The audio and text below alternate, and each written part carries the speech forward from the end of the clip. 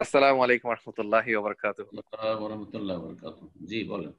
আলহামদুলিল্লাহ।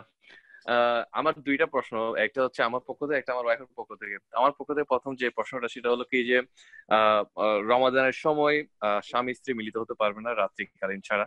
তো এই ক্ষেত্রে ধরেন সকাল সকালের সময়ে দিকে আহ তারা একত্রে হলো বাট মিলিত হলো না, হয়তো হুম। একটু উত্তেজিত হলো, তো এরকম। তো এই অবস্থায় কি মানে সিয়ামের উপর কোনো প্রভাব আসবে কিনা, এক নাম্বার এটা।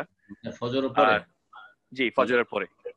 ফজরের পরের দিনে মিলিত মানে কাছাকাছি যদি হয়, শরীরের শরীর টাচ করলো অথবা মানে আলিঙ্গন করলো ইত্যাদি সব জায়েজ আছে, একমাত্র সহবাস জায়েজ নয়। কিন্তু যাতে করে সে তার ইমানি দিক থেকে হুম। এবং নিজের শারীরিক দিক থেকে নিজেকে আয়ত্তে রাখতে পারে, আল্লাহর ভয় থাকে, তার সাথে সাথে শারীরিক দিক থেকে তার মধ্যে নিজেকে আয়ত্তে রাখার যোগ্যতা থাকে যে সে পাপে লিপ্ত হবে না অথবা তার বীর্য ডিসচার্জ হয়ে যাবে না। অনেকে আছে দুর্বল শারীরিক দিক থেকে, এরকম করতে গিয়ে হয়তো অনিচ্ছাকৃত তার বীর্যপাত হয়ে গেল, হয়তো সহবাস করলাম কিন্তু বীর্যপাত হয়ে গেল, তাহলে সে রোজা ভঙ্গ করলো, কাবিরা গুনাহ করলো।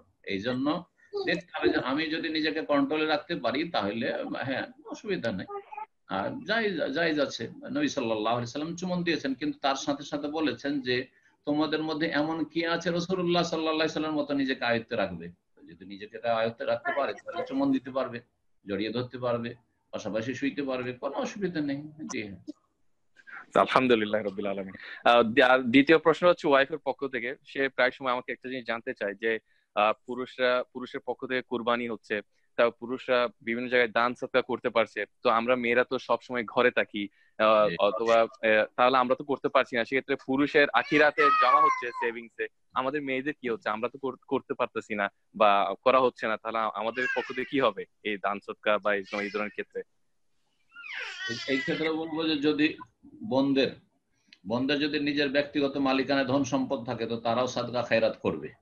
আর যদি ব্যক্তিগত মালিকানায় ধন সম্পদ কিছু না থাকে তাহলে স্বামীর যে ধন সম্পদ আছে সেখান থেকে স্বামীর অনুমতি ক্রমে অল্প স্বল্প দান করার অনুমতি স্বামীর পক্ষ থেকে যদি থাকে বা চেয়ে নেয় যে আমি কিছু দান খেরাত করব, আর স্বামীর ধন সম্পদ থেকে তাতে যদি দান করতে থাকে অনুমতি নিয়ে, তাহলে তাতে সমপরিমাণ নেকি পাবে। স্বামী নেকি পাবে যেহেতু তার মালিকানা থেকে দান হচ্ছে, আর স্ত্রী যেহেতু সেটা উঠিয়ে দিচ্ছে, ফকির মিসকিন বা অভাবীর হাতে পাঠাচ্ছে, সেজন্য তিনিও তার সমান নেকি পাবেন। এই মর্মে হাদিস রয়েছে। জি, একটি টাকা দান করে তিনজন সমান নেকি পেতে পারে, এইভাবে হাদিসটি রয়েছে।